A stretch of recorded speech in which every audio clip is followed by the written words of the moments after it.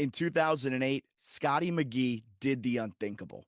With just 18 seconds left on the clock and the score tied at 31 apiece, the Richmond Spiders were set to punt it back to the most dangerous return man in all of FCS football. I don't want to give McGee a chance at all. McGee fielded the punt dead in the middle of the field at his own 31. He took a step, he paused, and he went. The rest, history. Got to get out of bounds to let his team get the field goal. Instead, he runs it back for a touchdown. And Richmond will have to live with that decision for the rest of the season. Josh Bear with that incredible block. This is the story of the walk-off punt return touchdown by Scotty McGee in JMU's 2008 win over the Richmond Spiders at City Stadium, as told by Scotty McGee himself and JMU football head coach at the time, Mickey Matthews. Yeah, I'm ready, fellas. Yeah, let's go there. Scotty McGee, my time at James Madison, I was one of the most dangerous return men in the game. In addition to that, I played some cornerback as well. Well, actually, right before I went out to the field, Coach Matthews says, hey, Scotty, get what you can get and get out of bounds. You got me? I just turned and looked and I was like, I can't believe he's telling me to just get what I can get and get out of bounds. You know, we only needed a field goal to win the game. That's former JMU football head coach Mickey Matthews as he recounts his memory from Scotty McGee's walk-off winner. Well, I guess we called our last timeout. You know, forgive me, Richmond made a call timeout. I can't remember, but there was a timeout in the game.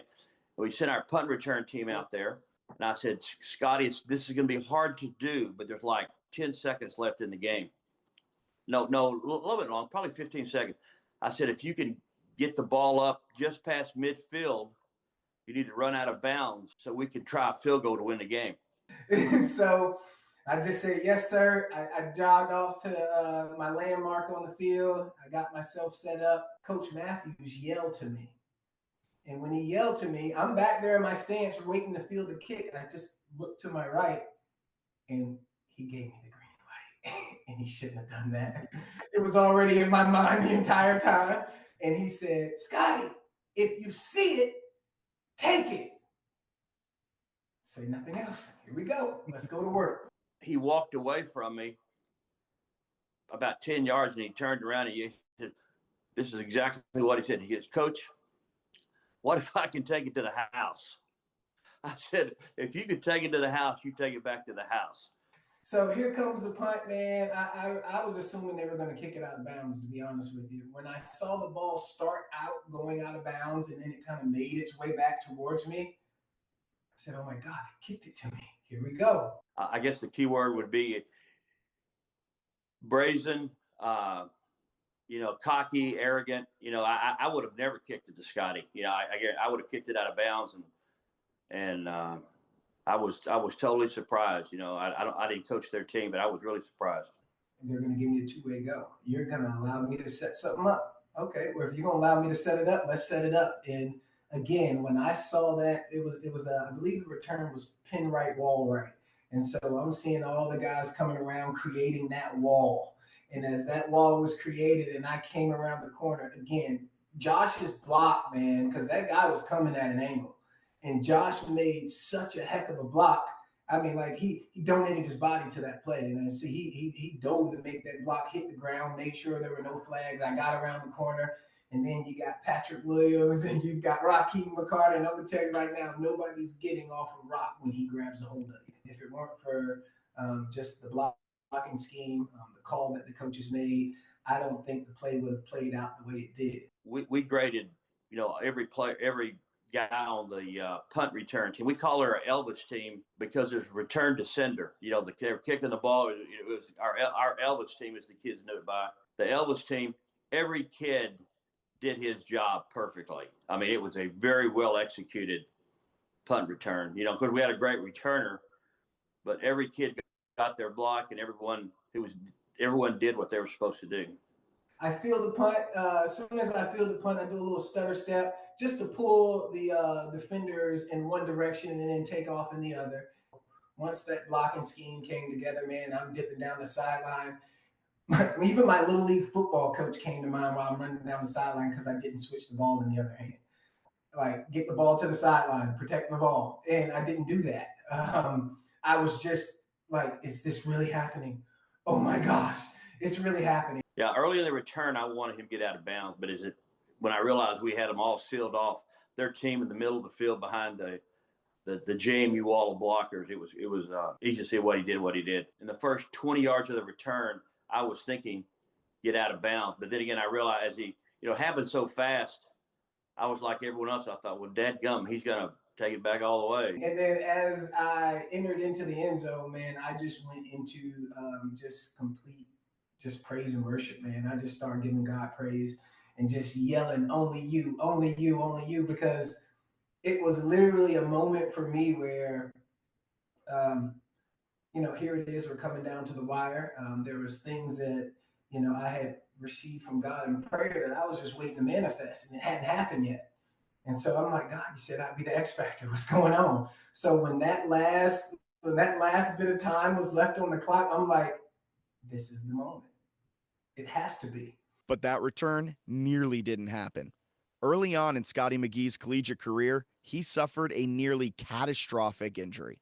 My freshman year, I had fractured my lower lumbar over the summer.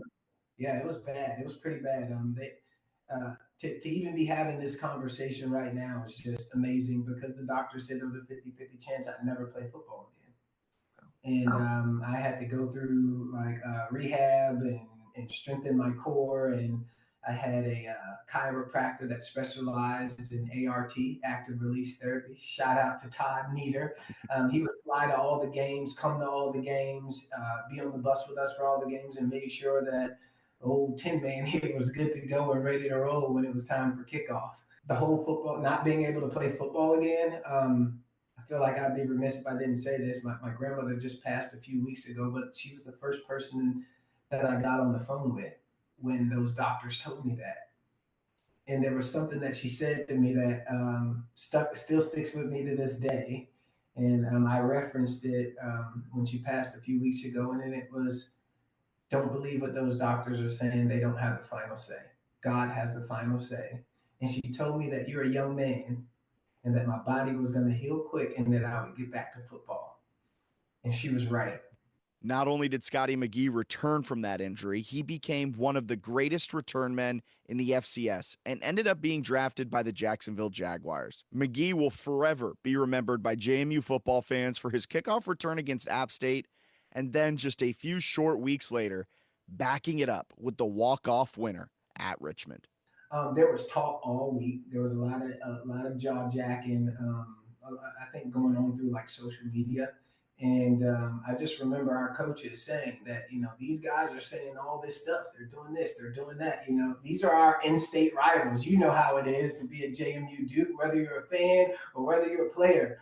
Like, no, when we run into, teams like Virginia Tech, if we run into UVA, if we run into anybody, VCU, Richmond, it doesn't matter. ODU, it doesn't matter. It's like, it's in state. This is a home game for us. And so, we had all our friends, all our family members there. And so it's one of those things that I remember being in the locker room and they kept yelling for me to come back out. And I'm like, what's outside? What's going on? They said, you have to go back out. Coach said, go for your curtain call. And so I went back out and all of the JMU just fan base was still out there in the stadium going crazy. So when I came out, they erupted and it was Scotty. And Coach Wood told me, go show them some love. So I just start running and giving everybody high fives. And so again, to do something like that, in City Stadium, in their house, with seconds dwindling down on the clock, I think there was some shock value there for them that they'll never forget. It's a feeling of euphoria, to be honest with you. To have an entire stadium, screaming your name and knowing that you've done something that has brought so many people joy just in an instance, just in a few seconds. It's a very powerful thing. I really enjoy that experience. We've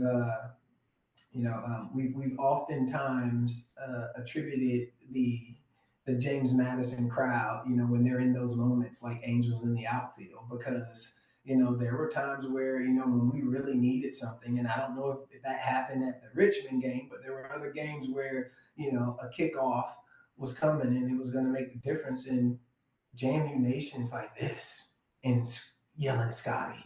And so I see that pre-snap, and I want nothing more than to not only give God praise, but give this stadium what they want in that moment also. And so, yeah, man, it's a feeling of euphoria.